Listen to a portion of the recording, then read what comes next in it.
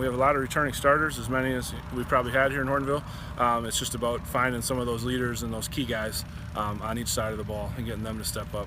Defensively, defensive line should be a strength. Wyatt Gent's 4-year starter in there, some 2- and 3-year starters, Christian Leist at an end. Bring back Zach Hauser at a linebacker, so up front. And the same thing, some of our safeties and corners, some guys who may be under the radar a little bit, but I think are going to surprise some people. So I feel really good coming in. I love where we're at here on week 2.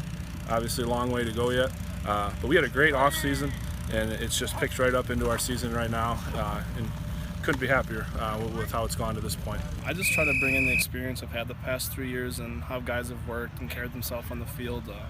Try to take a little bit of every year and kind of keep it into one, make sure everyone's doing their job, but also make sure I'm a friend to everyone, and just because you're a leader doesn't mean you're anything different than anyone else in the field. So.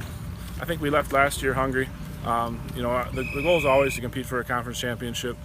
We haven't been able to get over that hurdle yet. And when you say conference championship in our league with Fond du Lac and the Ninas and the Oshkosh Norths of the world, you're competing against some of the best teams in the state in Division I to do that. So that's obviously still a goal that we're still hungry for. And then past that with the playoff run, nobody wants to make a first-round playoff exit, especially in a close game like that. So I think there's definitely, I think every year coming in, especially at a school where we don't have a real rich football tradition that spans back. Every team, I think, wants to do something that a Hortonville team hasn't done before, whether it's that first conference championship in this league or, deeper playoff run, getting past level 3, something that we haven't done yet. And I think that's always the goal coming in. The sense of urgency around here is like what we like to call it. Making it into the playoffs is kind of a given every year here. We want to make it a staple of making it past round 2, 3, eventually make that trip down to Madison, hopefully hold the gold ball one day. I think this team wants it more than the other 3 that I've been on so far. I mean, just all of us have played football together for so long.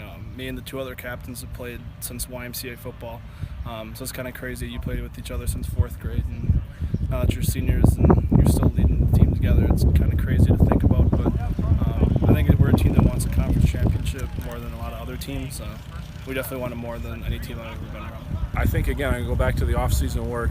I think when you put so much work in the off-season, you have them come in the early mornings, you ask all the running and lifting all off-season, really focus you in when you get out here.